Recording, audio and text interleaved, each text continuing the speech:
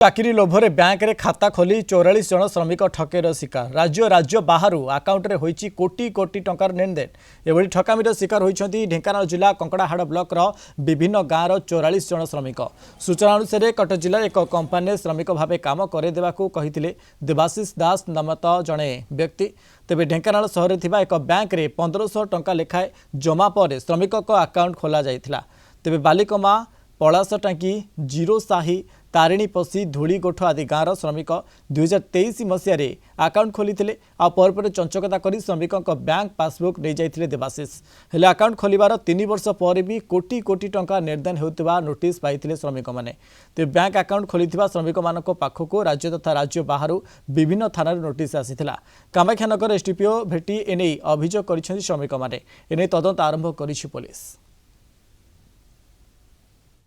Federal bank रे खाता खुले देला तापर से कहूँ कौन नाई जो दिन कम जॉइन करू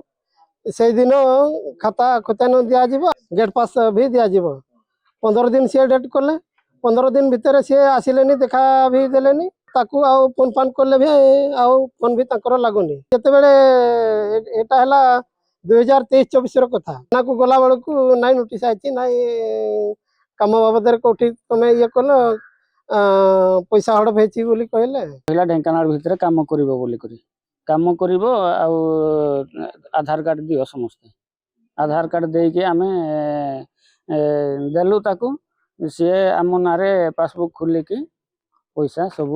आम नारे उठेकिना पुणी आम नारे नोटिस नगई एबे आउ एटा चाहूछु जे केंती कटिबो बोली करे आमे त किछि चोरी करी नै कि किछि करिनी। देवाशीष नामक जन कटक व्यक्ति जन आस्तिला हम गाँ को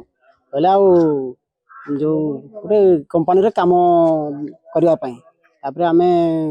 से आसिला हमको देखि तापर कहले जाऊ गोटे गोटे अकाउंट फास्ट खोलिया को पड़ियो ओ ठीक अछि हम कहलु जते तमे कहू जे हम खोलिया तब गलु खोललु तापर खोलला पर से कोन कहला जो अकाउंट रा सेरा से संग संग हेतु नहीं गला गोटे माने गेट पास हम जो दिन तुम एंट्री कर जो जॉइन कर कम से दिन तुमको से खाता को रिटर्न करा आमको कहले। तापर 2023 मसीह घटनाटा एबे जो आइला नोटिस थाना कंकड़ाहाड़ थाना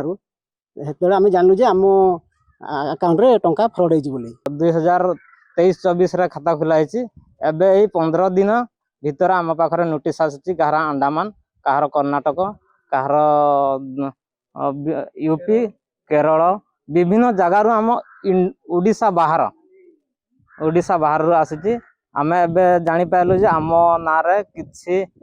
साइबर क्राइम हैछि डिपोजिट करछंती के विड्रॉ करछंती कहार 1 कोटी 60 लाख कहार 40 लाख 45 लाख इनती समस्त ना रे साइबर क्राइम हैछि किंतु आमे किछि जानिनु से विषय रे। एबे तो हमरो पलाश पंगी तारिणी पसी आ जीरो साई किसी लोक आसिक गोटे अभियोग देइचंदी जे तांको नारे जणे आसी म्यूल अकाउंट खोल आउ से ट्रांजैक्शन करके से पैसा नहीं जाइए से रिपोर्टा पाइछु पाइला पर आम तदंत करके कौन करूँ एक्शन नापी चेष्टा करूँ।